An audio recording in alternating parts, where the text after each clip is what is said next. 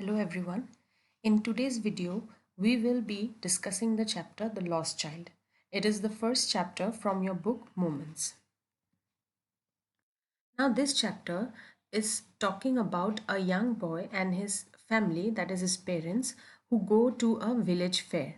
Okay. And the boy, he is so excited by everything that he sees in the fair. He wants to get almost everything that he sees on the way. He is fascinated by the toys that he sees in the toy shops. He wants to catch the dragonflies on the way that he sees.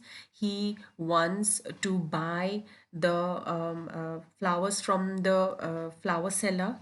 But then, deep in his heart, he knows that the answer that his parents are going to give him is a strict no. So once he reaches the fair, he is all the more excited by the various shops that sell sweet, the flower seller who are selling flowers, the hawkers selling balloons, the snake charmer showing their tricks with the snakes, and then there are all these roundabouts, the various around the various things that you can ride, take a ride in the fair. Okay, but then he did not dare to ask his parents because he very well knew what answer he would be getting. His parents would say that he was too greedy when he would ask for the sweets. His parents would say that he should not be asking for such cheap things such as flowers, and then he was too old to play with balloons, and also they would debar him from listening to the music of the snake charmer, saying that they were too coarse for such a young mind. Okay, so he knew that he would not get all these things, so he kept quiet. But then when he saw the roundabout, he wanted to ride in it, and he ultimately made a very bold request asking for permission to ride on it. But then when he turned, he did not receive any answer from his parents because he was lost in the fair. Now, once he becomes lost in the fair, he is panic stricken. Okay, he runs from here and there. His turban, it comes apart. He is all dirty, and then he is all tired. His throat is all dry because of constantly crying. Finally, he reaches a shrine, hoping that he would find his parents there. But then, once he reaches that shrine, there is such a huge crowd that he was almost trampled by the mob that was gathered there. So, in such a difficult situation, fortunately, there was a man who took notice of this young boy, and then he lifted him up.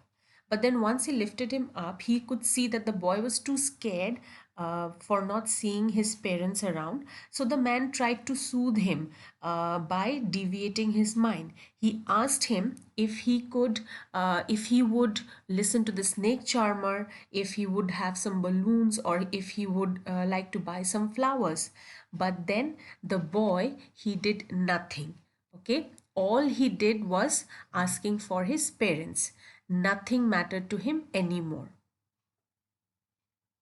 So this is the story in brief, The Lost Child. This basically talks of the theme of how impressionable a young mind is, but then no matter what, all the materialistic happiness that a child might receive, above all those things, he will always put his parents. No matter how much goods or how much comforts or luxuries are showered upon him, a child will always prefer his parents over all the other luxuries. Now, your assignment for today will be the three questions that are being displayed on the screen. Okay. When does he realize that he has lost his way? It was when he was asking for permission to ride in the rideabout. How have his anxiety and insecurity been described? So, in this part, you'll have to discuss about his physical expression, how he was physically exhausted, about the dirty clothes, about the way he was running here and there. So everything will come under this. Question number 4. Why does the lost child lose interest in the things that he had wanted earlier? Because he was separated from his parents and now he no longer wished to have any luxuries in the world. He just wanted to be with his parents. The last question, what do you think happens in the end? Does the child find his parents? So it is completely up to you, your opinion. How do you imagine the story to end? So it's an open-ended answer. I would wish you to answer it on your own.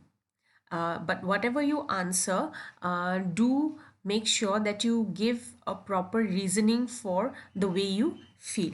Okay, so I hope that you've understood this chapter. Please read the text once again on your own. It's a very simple story, and I am sure you will understand it once you read it properly. So thank you and have a nice day.